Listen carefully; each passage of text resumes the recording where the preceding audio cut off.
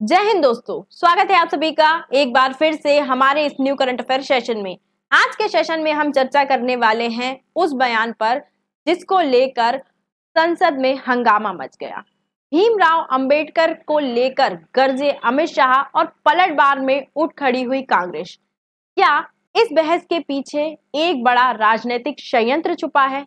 कौन सच बोल रहा है, कौन झूठ बोल रहा है? क्या भीमराव अंबेडकर की विरासत का ये सम्मान है या फिर एक राजनीतिक खेल? इसी पर आज के सेशन में हम चर्चा करने वाले हैं। उससे पहले मेरी आपसे एक छोटी सी रिक्वेस्ट है, अगर आप हमारे चैनल पर नए हैं तो चैनल को सब्सक्राइब कर लीजिए, वीडियो को लाइक कर दीजिए, क्योंकि जितने लोग भी वीडियोस देखते हैं बहुत कम लोग होते हैं जो चैनल को सब्सक्राइब करते हैं। तो चलिए स्टार्ट करते हैं। डॉक्टर भीमराव अंबेडकर की विरासत पर संसद में अमित शाह और कांग्रेस के बीच हुई बहस ने पूरे देश का ध्यान अपनी ओर आकर्षित किया। ये मुद्दा संसद में विवाद का कारण बन गया। अंबेडकर जी को लेकर संसद में हंगामा मच गया। दरअसल गृह मंत्री अमित शाह ने अंबेडकर जी के योगदान को लेकर एक बयान दिया। अमित शाह ने कहा कि अभी एक फैशन हो गया है, अंबेडकर अंबेडकर अंबेडकर अंबेडकर अंबेडकर अंबेडकर। इतना नाम अगर भगवान का लेते तो 7 जन्मों तक स्वर्ग मिल जाता। तो अच्छी बात है ना। ना सुनिए तो सुनिए ना, आप सुनिए ना, मैं बताता हूँ। हमें तो आनंद है कि अंबेडकर का नाम लेते हैं। अंबेडकर का नाम अभी 100 बार ज्यादा लो, परंतु साथ साथ में अंबेडकर जी के प्रति आपका भाव क्या है ये मैं बता। मान्यवर अंबेडकर जी को देश की पहली कैबिनेट से इस्तीफा क्यों दे दिया? अंबेडकर जी ने कई बार कहा कि अनुसूचित जातियों और जनजातियों से हुए व्यवहार से मैं असंतुष्ट हूं। सरकार की विदेश नीति से मैं असहमत और आर्टिकल 370 से मैं असहमत। इसलिए वो छोड़ना चाहते हैं। उनको आश्वासन दिया, आश्वासन पूरा नहीं हुआ। उन्होंने इग्नोरेंस के चलते इस्तीफा दिया और एक श्री BC रॉय ने पत्र लिखा कि अंबेडकर और राजा जी जैसे 2 महानुभाव मंत्रिमंडल छोड़ेंगे तो क्या होगा। तो नेहरू जी ने उनको जवाब में लिखा है, राजा जी के जाने से तो थोड़ा बहुत नुकसान होगा, अंबेडकर के जाने से मंत्रिमंडल कमजोर नहीं होता।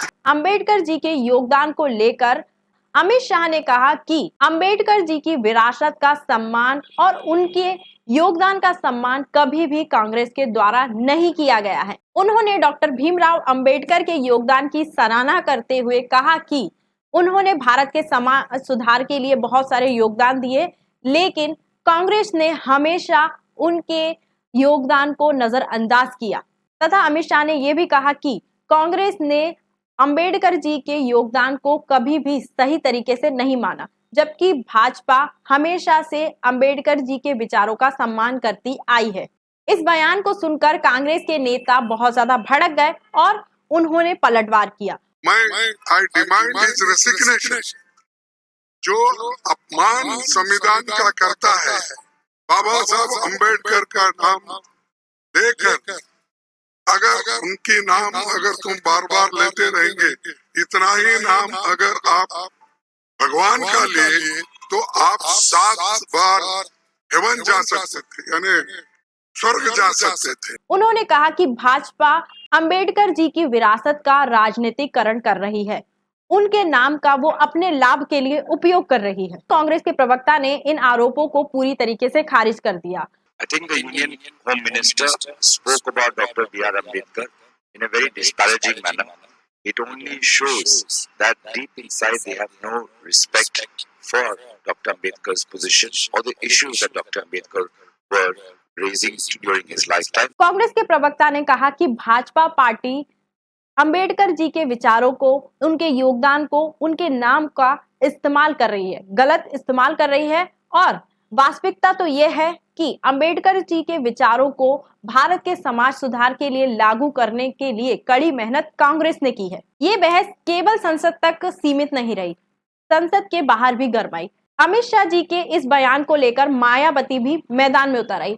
उन्होंने भी कहा कि भाजपा अंबेडकर जी के नाम पर राजनीति कर रही है, जबकि भाजपा का उद्देश्य ये होना चाहिए कि वो पिछड़े वर्गों के लिए कैसे काम करे, उनके उत्थान के लिए कैसे कार्य करे। लेकिन मामला यहीं खत्म नहीं हुआ। राजस्थान के शिक्षा मंत्री मदन दिलवार भी इस विवाद में कूद पड़े। Speech yesterday clearly exposed the historical indefensible sins the Congress party had committed against the Constitution, and also showed a mirror that when entrusted with the responsibility, how the Congress party has abused its power in sharp contrast to the BJP. और उन्होंने कहा कि कांग्रेस ने कभी भी भीमराव अंबेडकर जी का सम्मान नहीं किया, यहाँ तक कि कांग्रेस ने उनका अंतिम संस्कार तक होने नहीं दिया।